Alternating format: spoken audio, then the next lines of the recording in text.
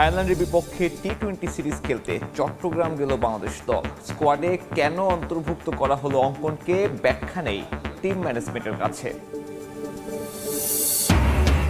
বাংলাদেশ দলের প্রশংসা উইন্ডিজ কিংবদন্তি ভিভ রিচার্ডসের। ক্রিকেটের বিশ্বায়নে টিকে থাকতে টাইগারদের দিলেন কঠোর পরিশ্রমের পর। টি-20তে ঘরের মাঠে ক্যারিবীয়দের বিপক্ষে হোয়াইট ওয়াশের ক্ষত ভুলে আয়ারল্যান্ড সিরিজে ঘুরে দাঁড়াতে চায় বাংলাদেশ।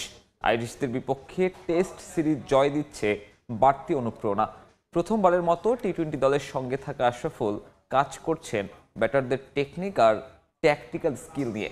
এদিকে টি-20 স্কোয়াডে মাহিরুল ইসলাম অঙ্কনের অন্তর্ভুক্তি নিয়ে কোনো ব্যাখ্যা নেই টিম ম্যানেজমেন্টের কাছে।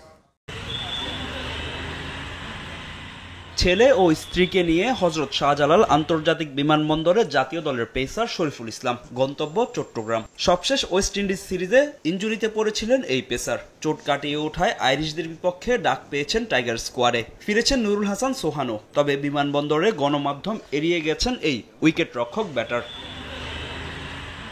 তবে প্রথমবারের মতো টি-20 দলের সঙ্গে মাইদুল ইসলাম অঙ্কন। টাইগারদের হয়ে একটি টেস্ট ও 3টি ওয়ানডে খেললেও এখনও শর্টার ফরম্যাটে হয়নি অভিষেক। তবে দলে তার অন্তর্ভুক্তি নিয়ে হচ্ছে সমালোচনা। রাইজিং স্টার্স এশিয়া কাপে ব্যাট হাতে বেশ ভুগেছেন। 3 ম্যাচে তার সংগ্রহ মাত্র 36 রান। অফ ফর্মে থাকা অঙ্কন কেন জাতীয় দলে, সেই ব্যাখ্যায় বল নির্বাচকদের কোর্টে ঠেলে দিলেন টিম ডিরেক্টর আব্দুর রাজ্জাক।